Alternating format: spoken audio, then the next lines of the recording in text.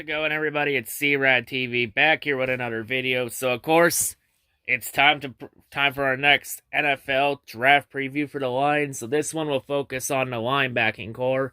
Only a couple prospects today. Yes, we're still going to do draft previews. Yes, I know about the coronavirus outbreak. I already know. Yes, I know about the NBA season now being suspended. And I'm hearing the NHL season is going to be suspended too.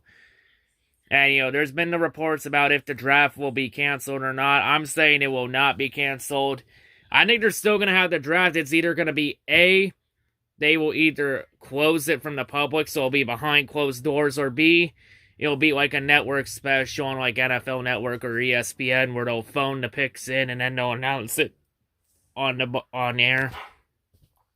That's what I think is going to happen. They won't cancel the draft. Like, they can still have the draft without the fans there. Like, it's just, it's gonna be an interesting month and a half. See, I forgot to mention in the previous videos on my upload schedule for draft previews from now till the draft. Unless something changes with this whole coronavirus crap, I'm just gonna be doing 3 uploads a week. I'll be doing them on Tuesdays, Wednesdays, and Fridays. So yeah. Anyway, with all that out of the way, let's go ahead, let's jump right into our linebacking core. So let's get started.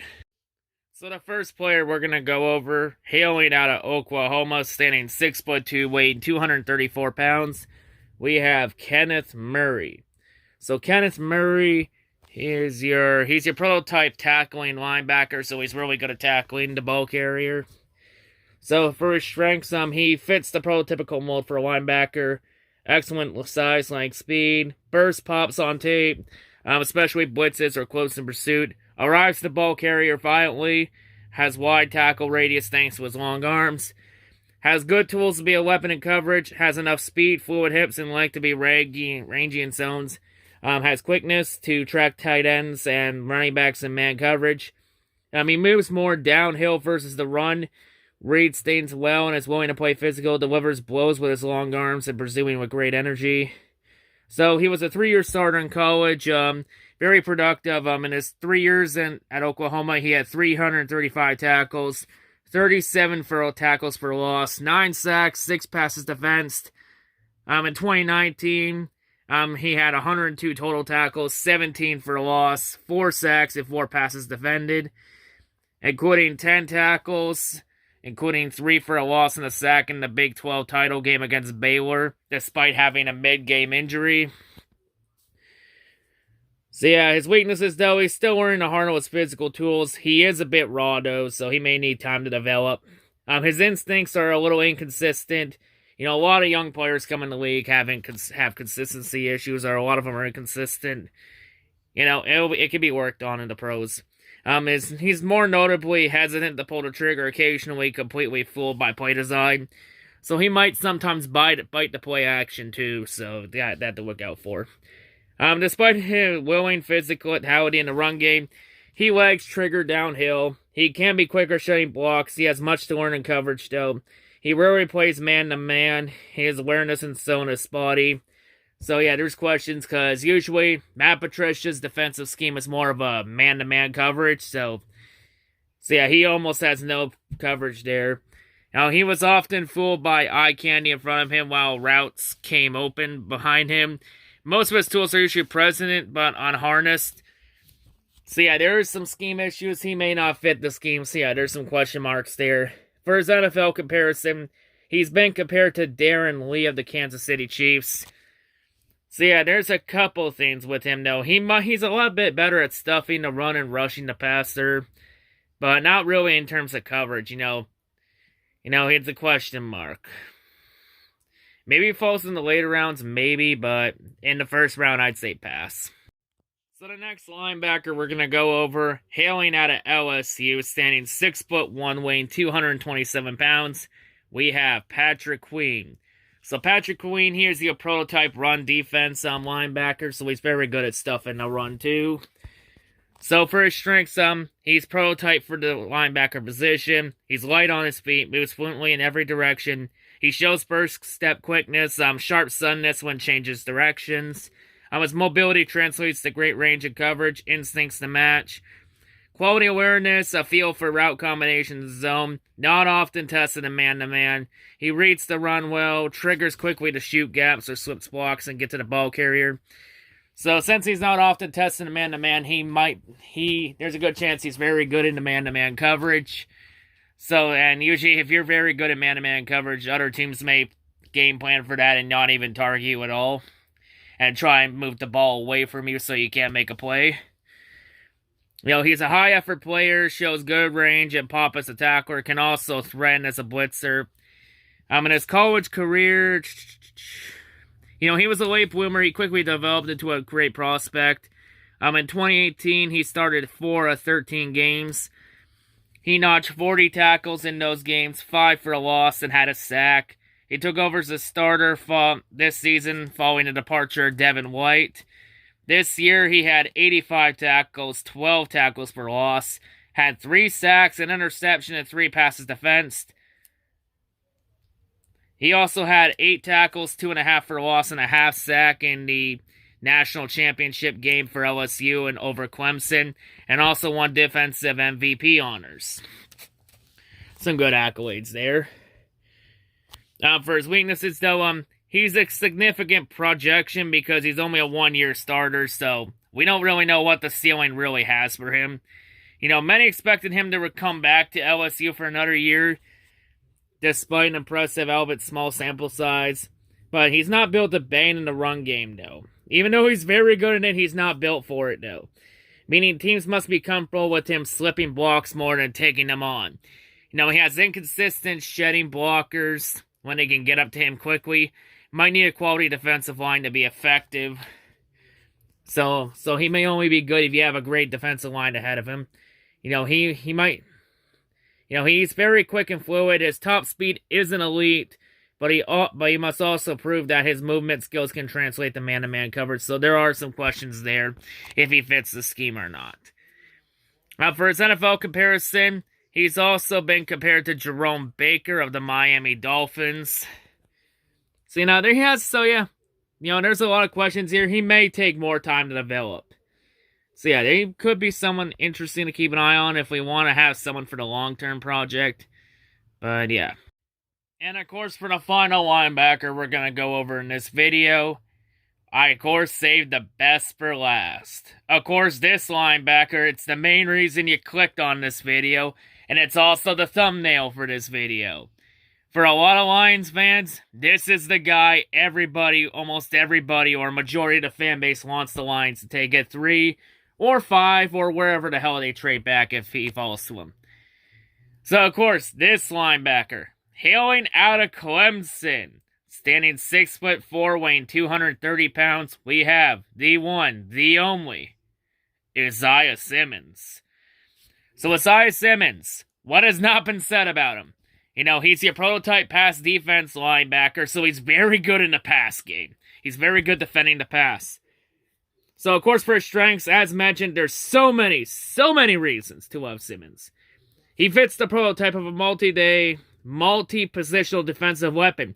He is the Swiss Army knife. He can fit anywhere in your defense. He can play linebacker, he can play safety, he can play corner.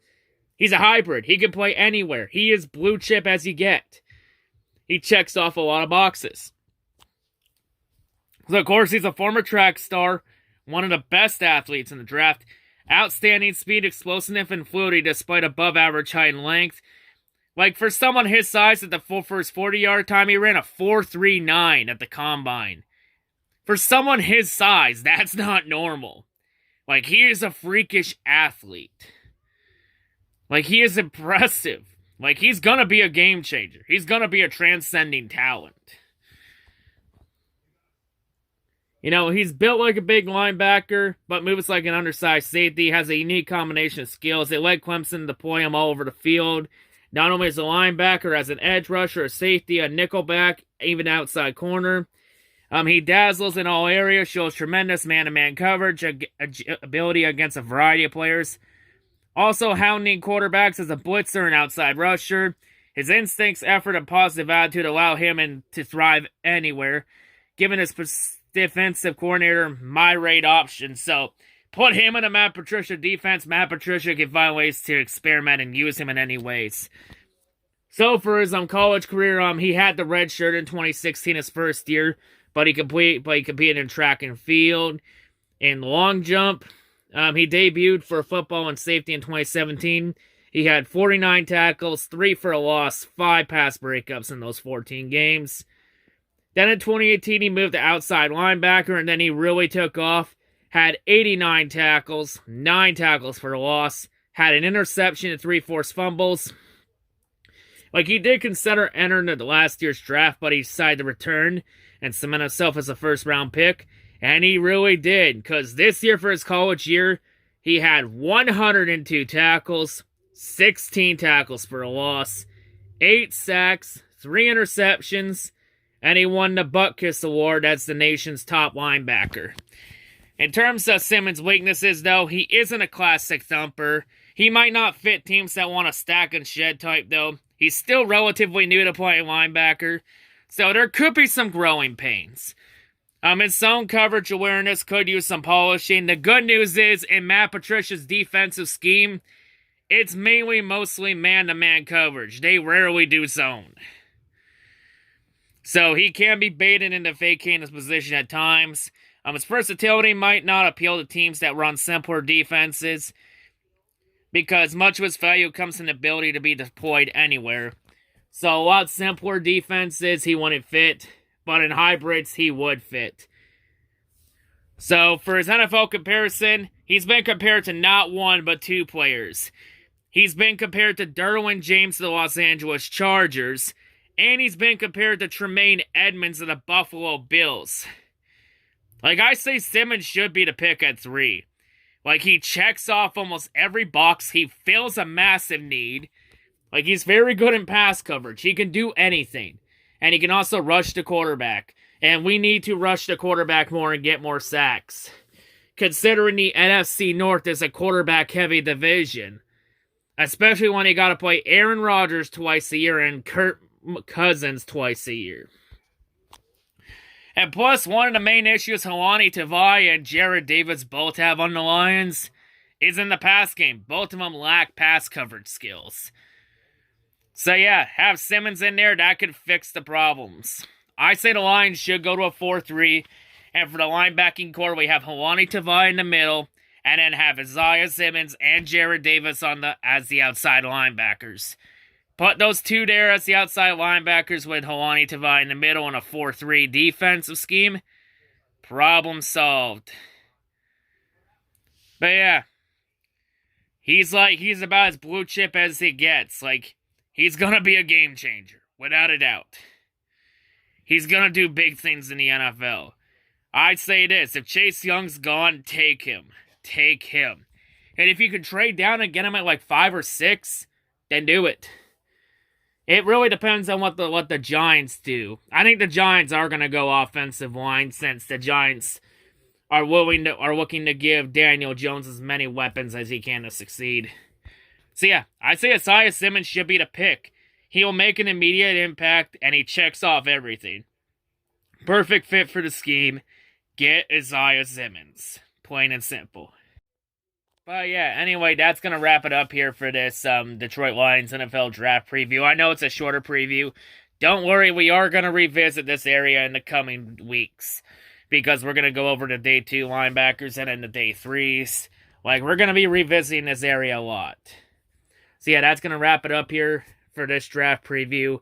We got one more area defense to focus on before we get into the day 2 prospects.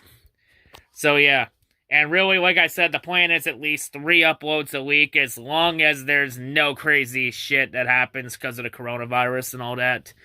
This coronavirus thing is getting really out of control.